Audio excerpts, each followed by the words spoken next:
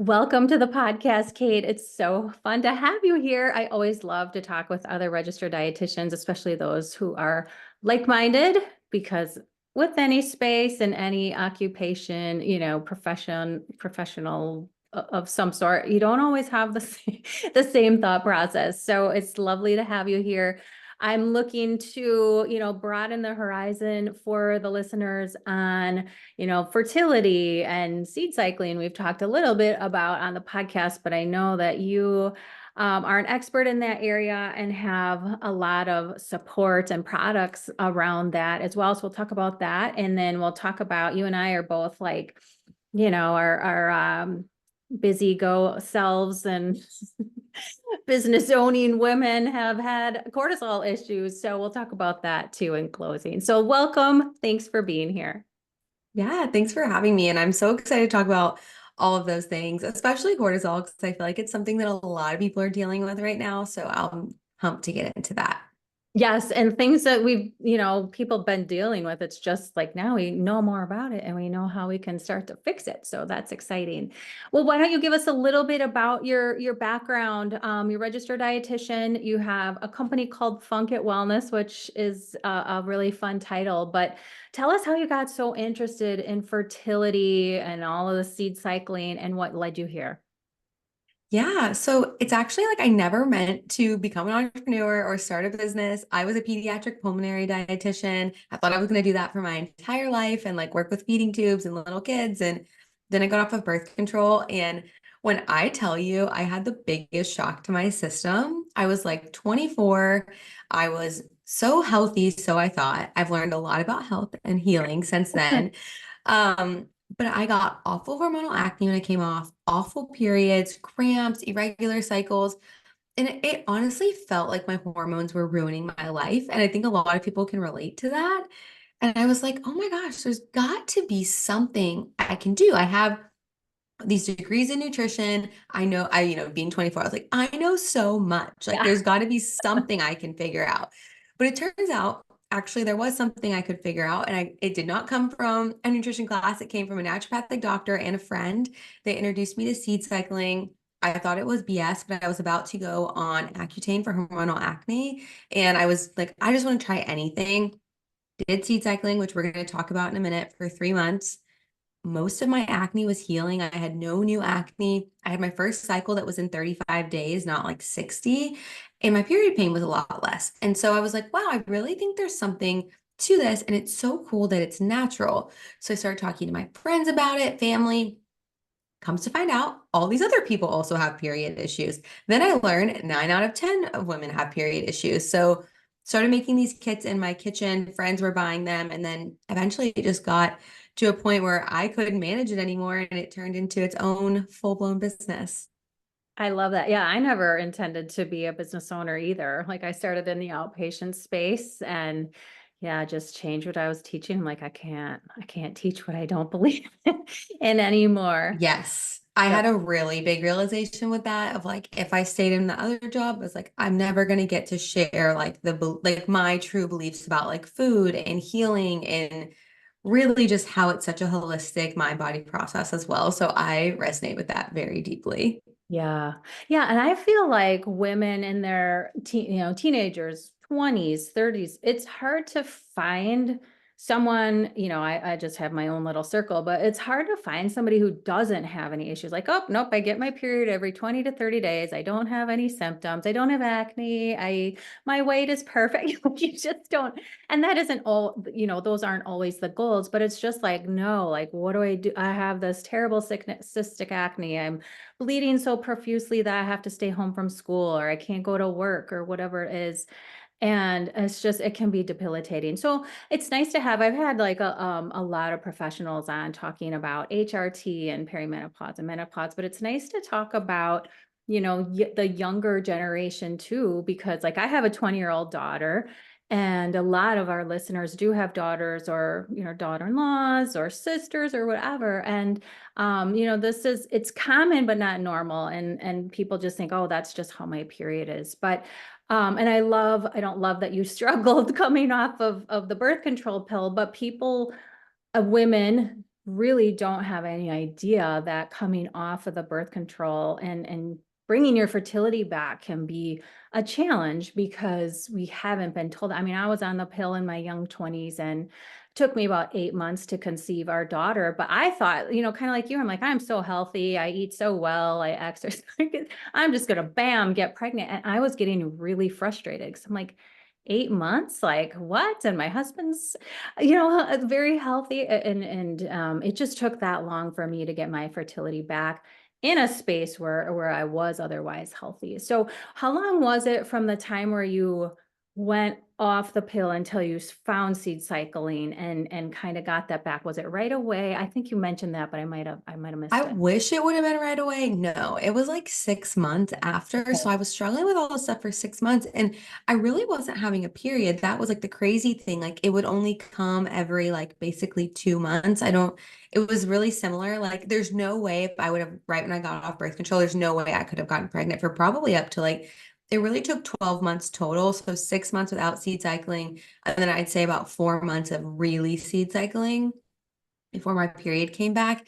And I think that's a common misconception because a lot of people, will tell you, oh, you can just, and some people can. Like, here's a caveat, everyone's different. Some people can just get off the pill and get pregnant right away. But I mean, majority of my clients, it takes 6 to 9 months. Like, that's how long it takes for them to really get their cycle back. So, 8 months, that's like right in line with that timeline.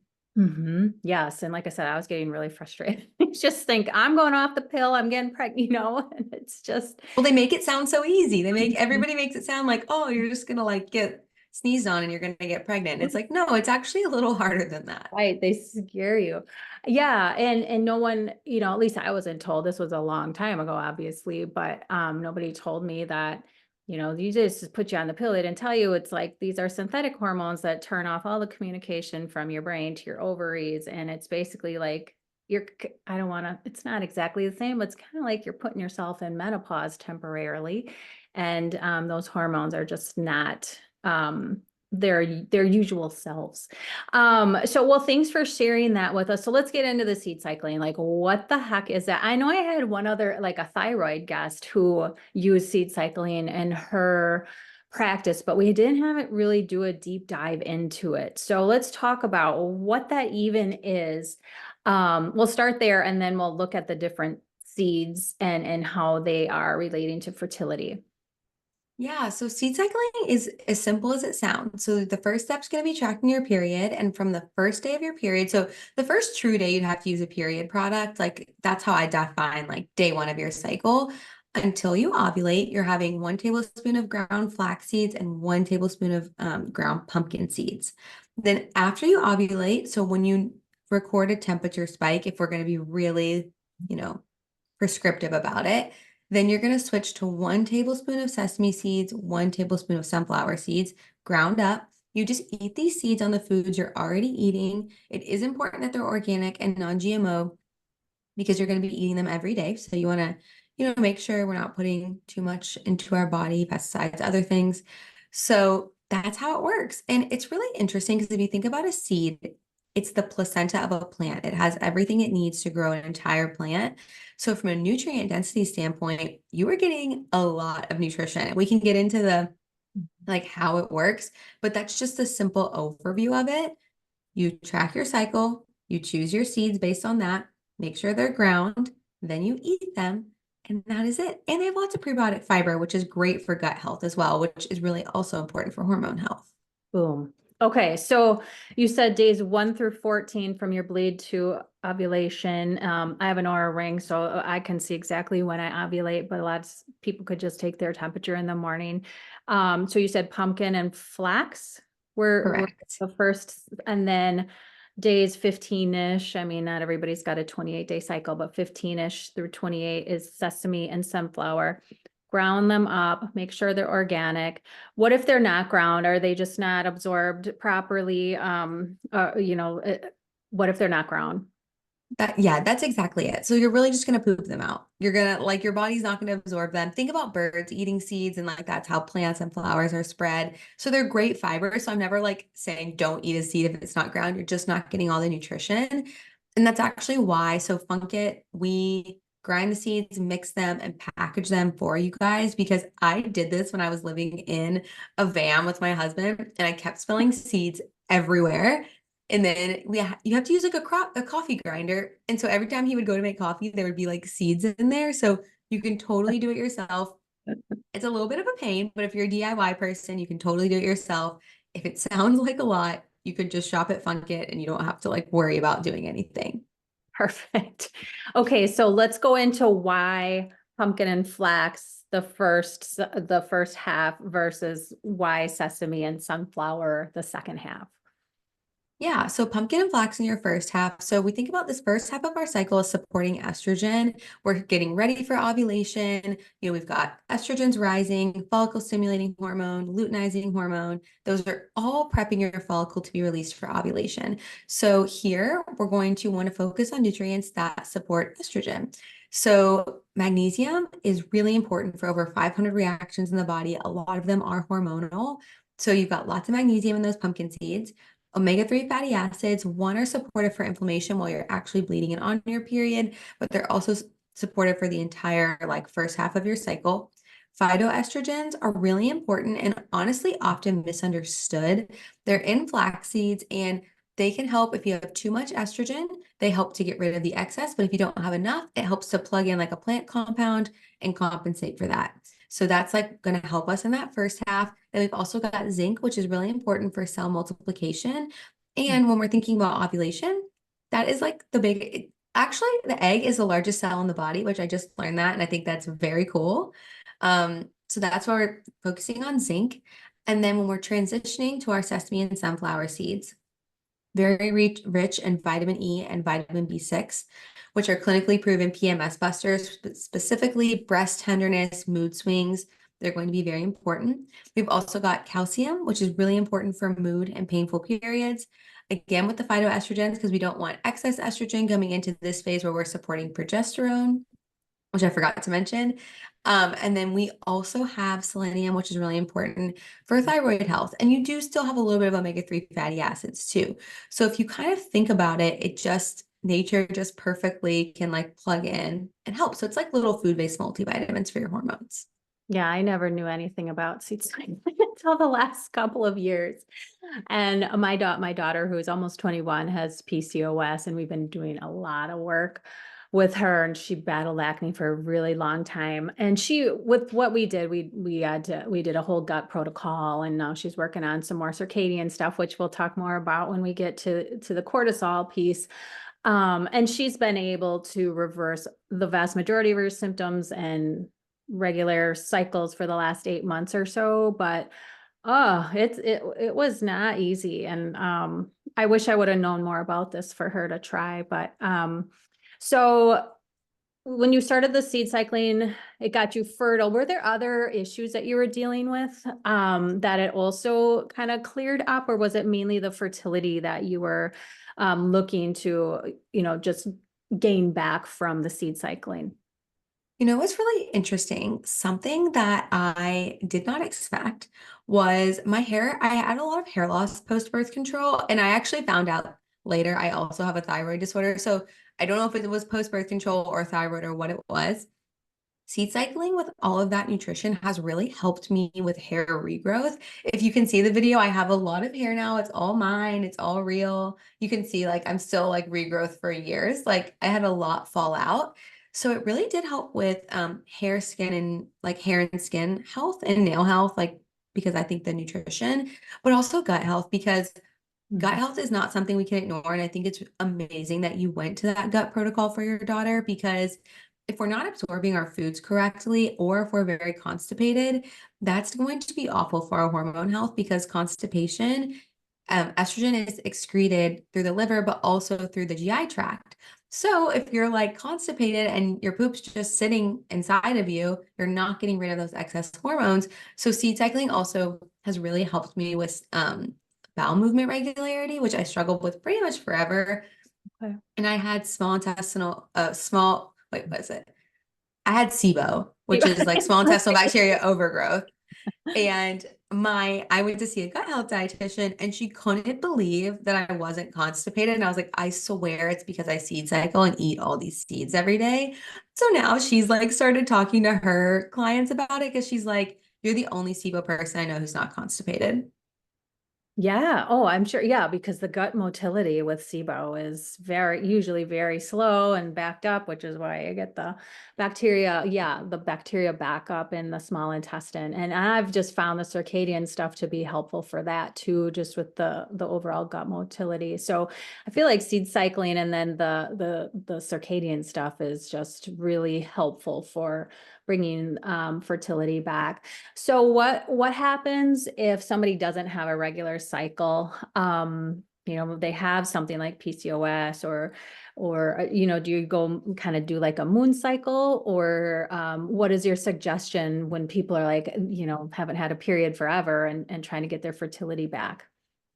Yeah, and that's exactly where I was. My period was so all over the place. And also when I started seed cycling, I also didn't even understand the importance of ovulation or ovulation tracking, which is terrifying because I was like, I'm getting off birth control and I had no idea how to track my ovulation.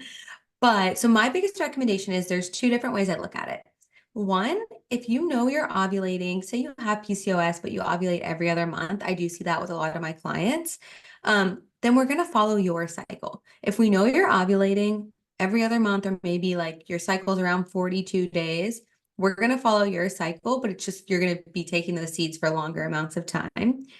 If you are not ovulating at all, or your cycle is longer than 45 days, moon cycling, I know there's no peer-reviewed evidence behind moon cycling, and I always point that out, but I have worked with thousands of women at this point with seed cycling. Moon cycling does work. I cannot explain to you why. I do not have a perfect answer for you, but it does work and it's very helpful. That's what I actually ended up doing when I was starting seed cycling because my cycle was just so all over the place. I'm telling you guys, it works. And I hope someday we have some evidence to back that up, but I do have a lot of like clinical evidence of working with people that, and so what you would do is from the new moon, you would treat the new moon like you're menstruating. And so you would have pumpkin and flax seeds from the new moon to the full moon. You treat ovulation like the full moon and think like a little egg in the sky. That's how I always think about it. And then you're going to have sesame and sunflower seeds from full moon to new moon. I definitely think I mean, those moon cycles, I remember a couple of years ago, I was so synced up with getting my period when the moon was full. And I even like if I go back a couple of years and listen to podcast episodes when I was talking to, hormone specialists, we would talk about that. And now it's weird because over the last year or so, I've seen like these shifts, like my cycle would just be a little bit longer for a little. And now I'm like the new moon cycle. And I read somewhere, I don't know. Again, like I don't know if there's clinical evidence of this, but like younger girls tend to be more, and of course we're not all cycling at the same time, but the ones who are more in sync tend to get their periods more with the moon. And the old ladies going into like perimenopause and menopause are more like new moon. I'm like, are you kidding me? Like that's, and I've got, again, I have no clinical evidence, but I can just see like, I know exactly when I got my period because I can go back years on my Aura ring and see like how long my cycles are. And now they're like 28, 29 days again. And it's really crazy. But yeah, I mean, I think it's an understated strategy that is very underutilized. And so I'm glad we're getting this out to people. So what about those who are in like perimenopause and menopause? Or beyond, like is seed cycling still beneficial for them? Or I think I saw your products, you do have one for that. So talk about that product and how that might help us with balance as well. Yeah, so when it comes to perimenopause, so all of our products were developed based on customer feedback and some feedback we got about seed cycling and perimenopause.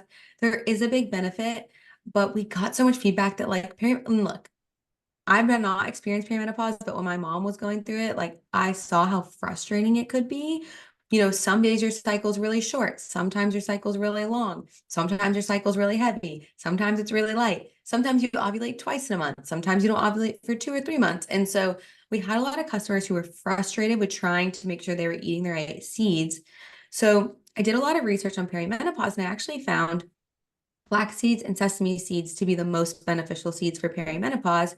More omega-3 fatty acids, more calcium, more phytoestrogens to help with that dryness, hot flashes, sleep disruption, mood disruption. So we created our revitalized blend, which is all 4 seeds put together. So you don't have to track your cycle, but you are getting more calcium and more phytoestrogens and a little bit more magnesium.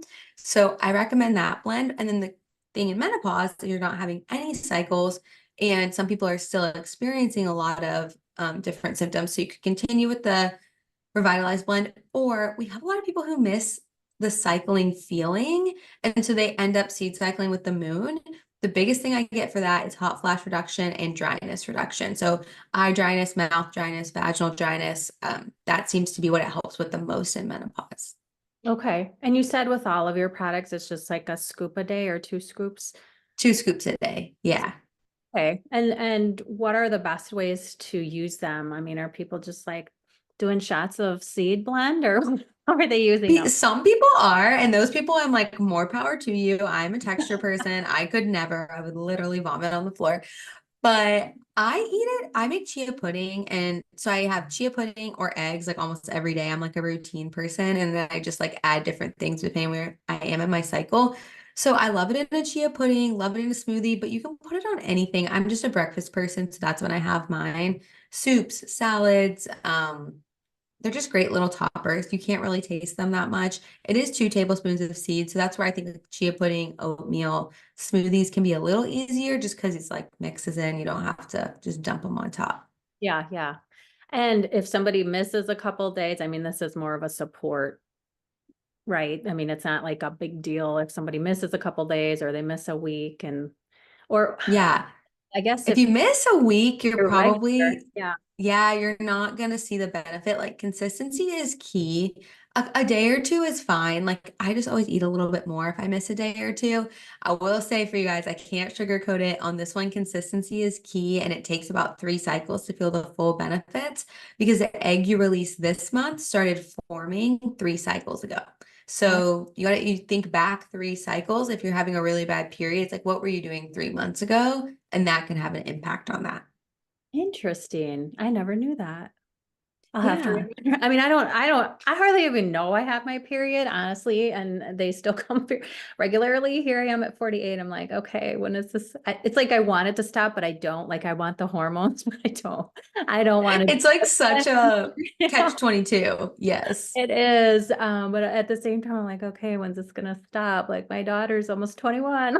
I don't need You're this. like, I'm done. I've been doing this a while. Yeah, yeah.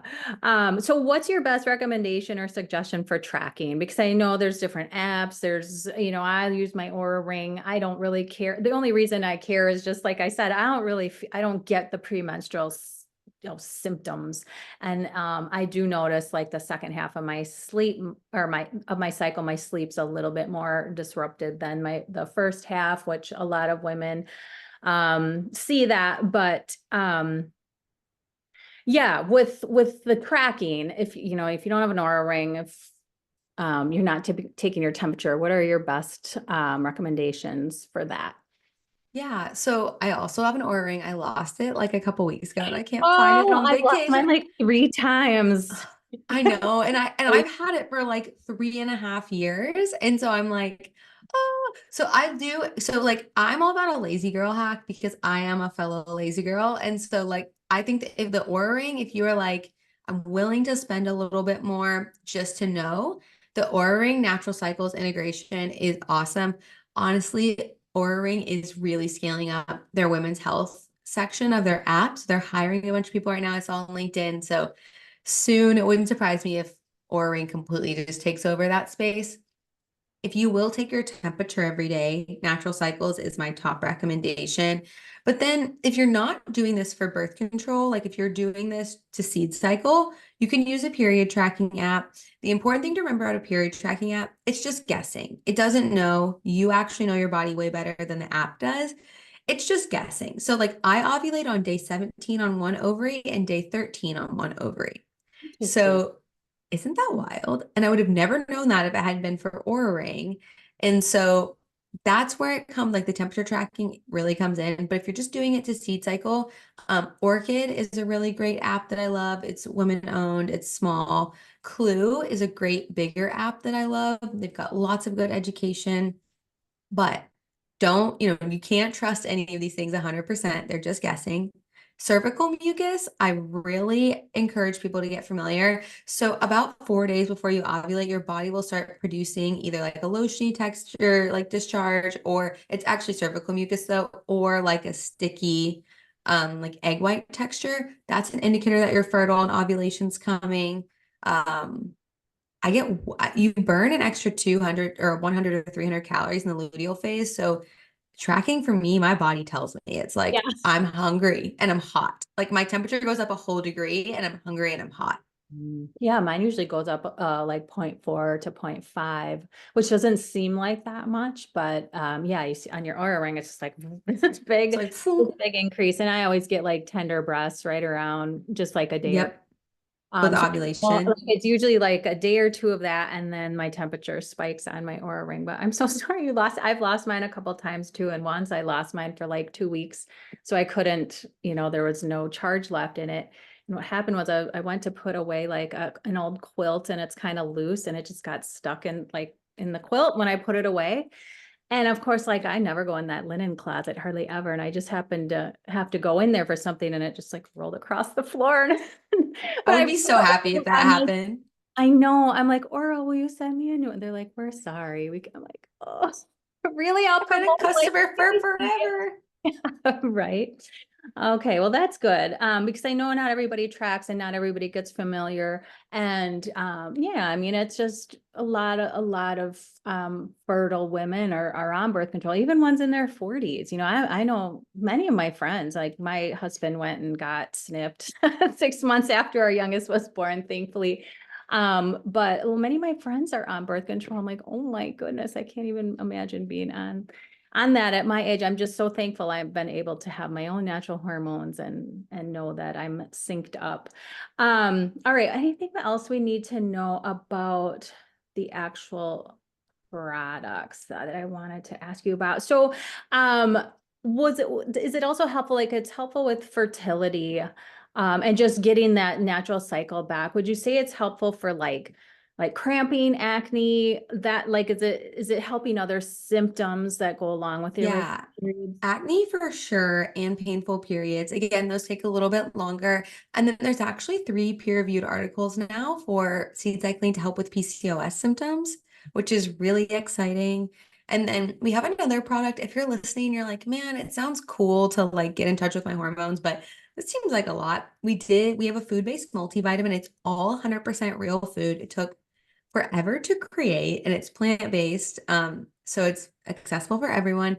It's called Cycle Bites. You have one every day, like a multivitamin, but it has some of the seeds in there, but then it also has like plant-based vitamin D. It has plant-based calcium from seaweed. It's got 2000 milligrams of ginger for inflammation and pain. So if you want to like, I say that's more like the introductory product. And then seed cycling is if you're really like, I want to sync my nutrition with my cycle and hack it all. Mhm. Okay, so the cycle bites. And was there anything else that you felt like you did personally? And of course, this is all N of one. This is what you personally did, and you saw a really great benefit from seed cycling. But was there anything else that you suggest that people do along with it to really see the benefits of it? I think the thing is we can't ignore that lifestyle is a huge part of it. And we're going to get into cortisol in a minute, so I won't spill too much tea on it, but lifestyle matters and paying attention to your cycle matters. Like you are different throughout the month.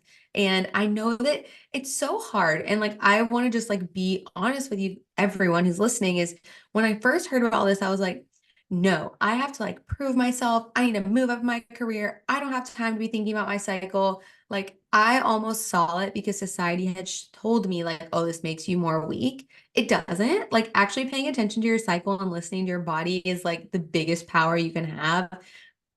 I promise you. So like that's like the base thing I always like to tell everyone. Like I exercise differently throughout my cycle. I'm not a cardio junkie anymore. I was like really into half marathon running like crazy amounts. Like that's half the reason I didn't have a period. So, not over exercising, really nourishing my body and like not being afraid of food and getting enough sleep, like I think those three things are like the foundation. Seed cycling is a great tool, but those three things are what are really going to set you up for not just that balanced hormones, but like also a happy, healthy food freedom life.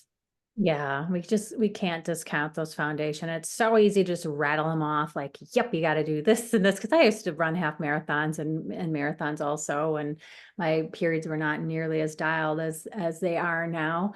But yeah, it's like we get the busy woman syndrome, and then we get cortisol issues.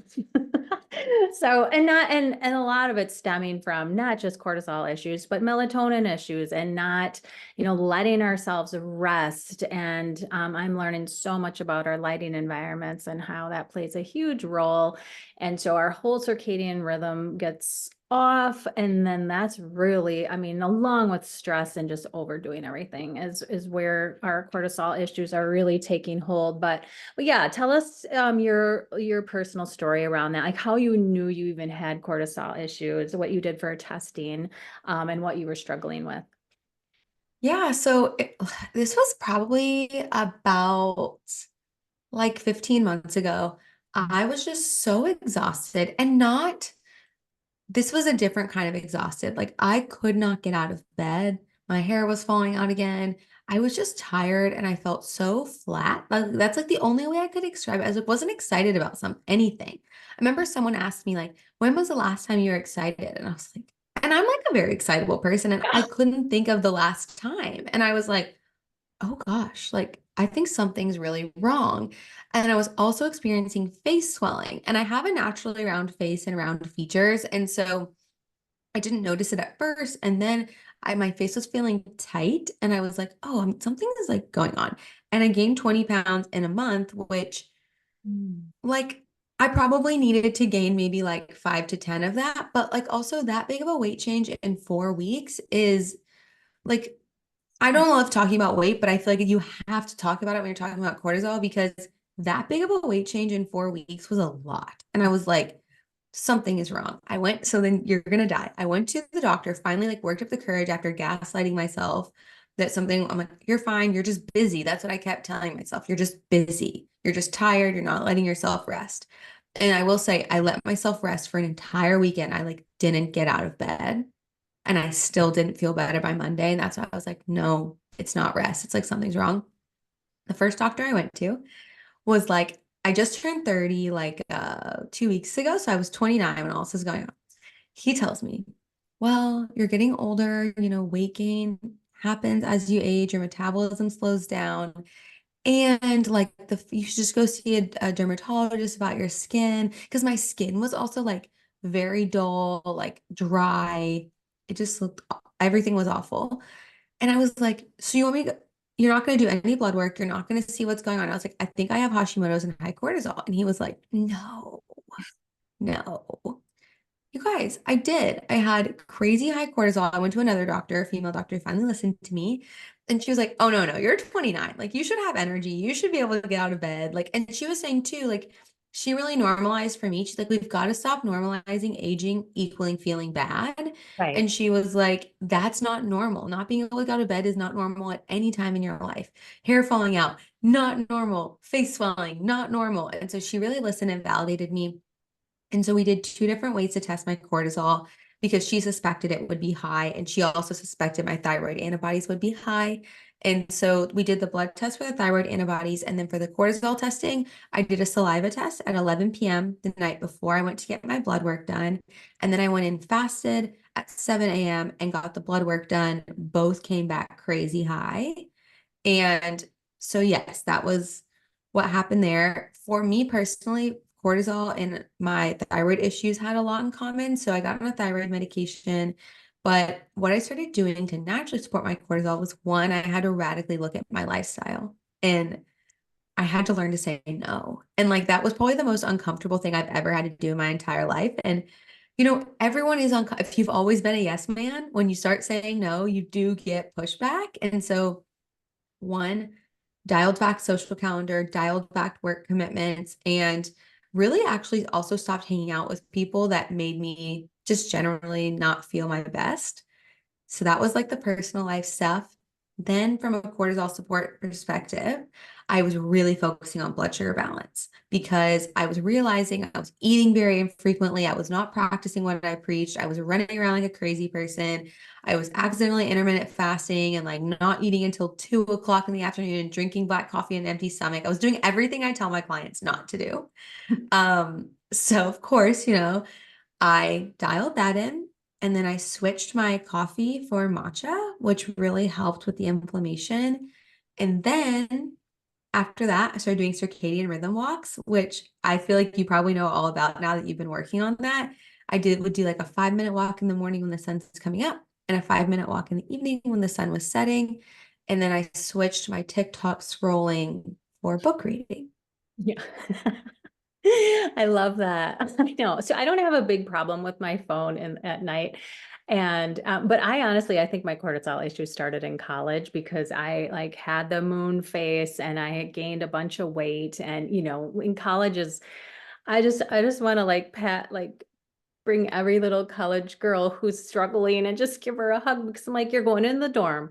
You're away from your parents. You're staying up all night. You're under fluorescent lighting. You're in a dorm with God knows how many people and Wi-Fi. You're eating crappy food. You're not eating in any kind of a schedule. It's like, and probably drinking crappy water. Like I'm kind of describing my daughter her freshman year of college. But now my son is also in a dorm and we move him out next week. I'm like, oh, he's almost out. Get him back home. Yeah, and it's not like I'm not like, oh, I want you to be home with me. I just want them all the dorm, like just get out of the dorm. But I think that's where my cortisol issues started. And what's interesting is I've never really been able to pinpoint. So then when I graduated, I got married, and by the time I got to my wedding, I had lost like almost 20 pounds, and I was, similar to what I am now.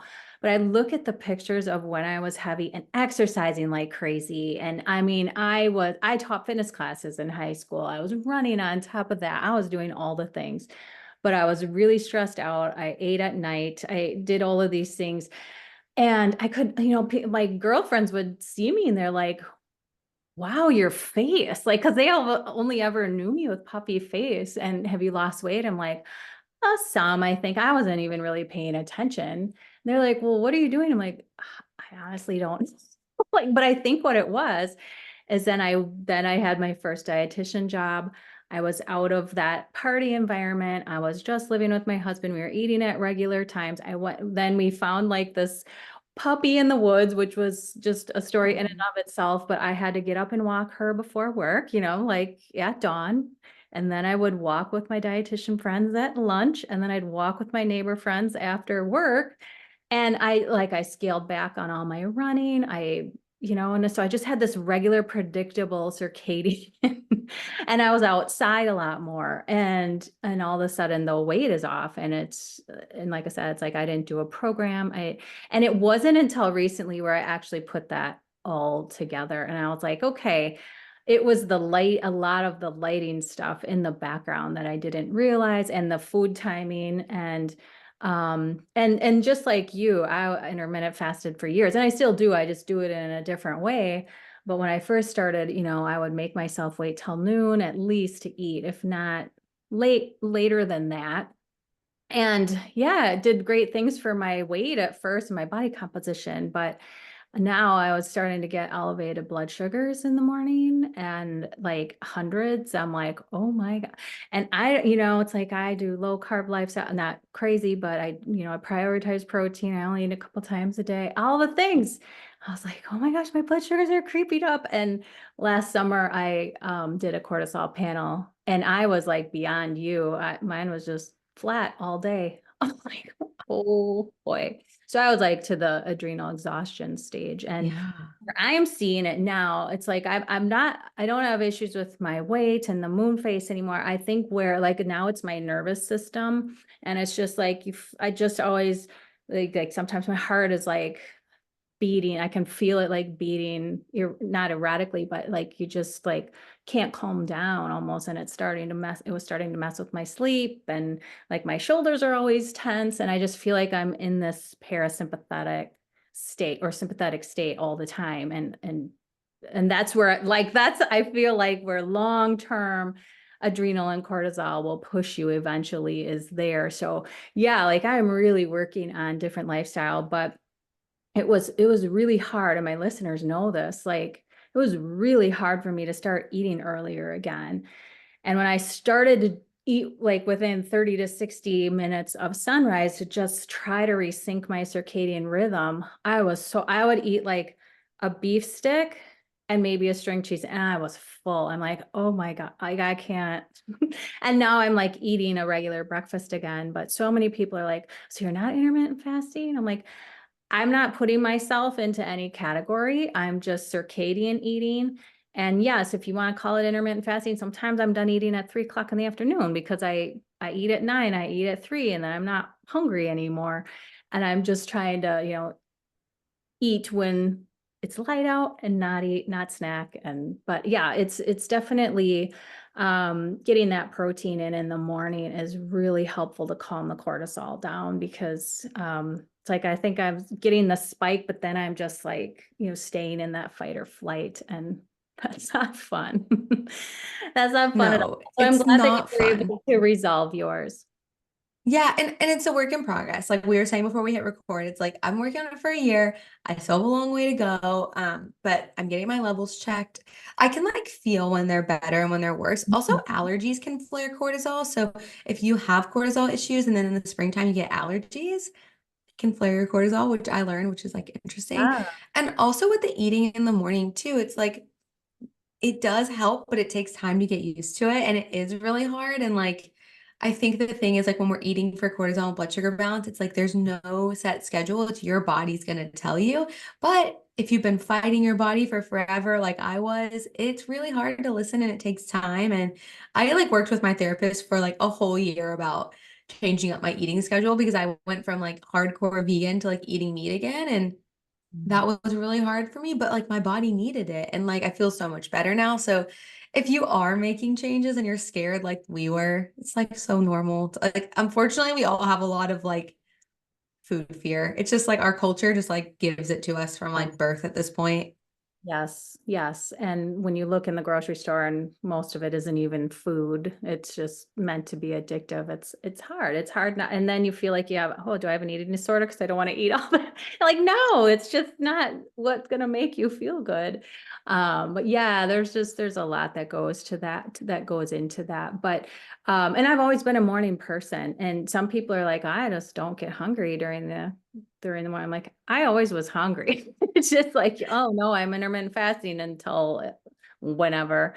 And then I And then did, not being hungry can be a sign that your cortisol is high. So right. like if you wake up and that can be a sign. So might be helpful to eat a little bit and wait to have that caffeine until after that food hits Yeah. your stomach. And thankfully that was never an issue for me. Like this is tea in here. I hate coffee, and I always like, I just drink I'm decaf. so jealous. I know that was, and I tell people that all the time. Like, oh, can I put this in my coffee? Can I have this? I'm like, I have never liked coffee. So caffeine was not something I ever had to like, deal with, but that can definitely aggravate cortisol issues for sure. And like you said, coffee before food, when your cortisol is already high in the morning, It just keeps going up, and then you have a crash around lunchtime and you feel awful. yeah, and your blood sugars stay up too. And and I was doing everything to mitigate those with food, but it just taught me it's like food is not everything. Food is a big piece of the puzzle.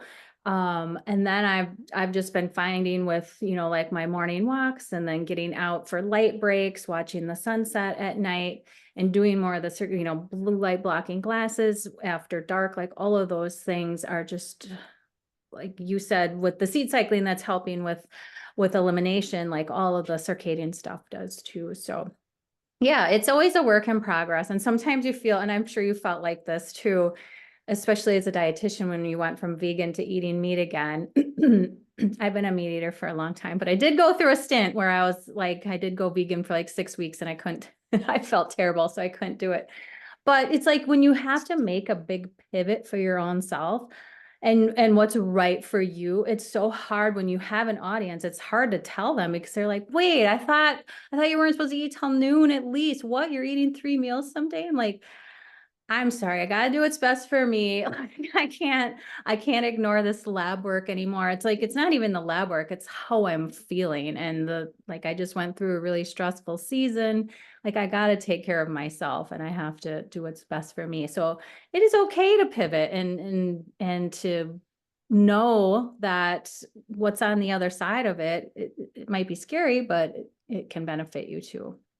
So. Yeah, and it is scary. Like, I remember when I was like, oh my gosh, am I gonna post I'm eating meat again? And it's like so crazy that that's even like a thought we have. But I think it also then gives people permission to pivot and change, and Right. your body changes. You're not going to be eating the same meal every day for the rest of your life. Like, first off, your body changes with your hormones every month, changes in each season of your life, and each season of our lives may require different dietary modifications. So, yeah, giving yourself like the freedom to be flexible, I think is really important.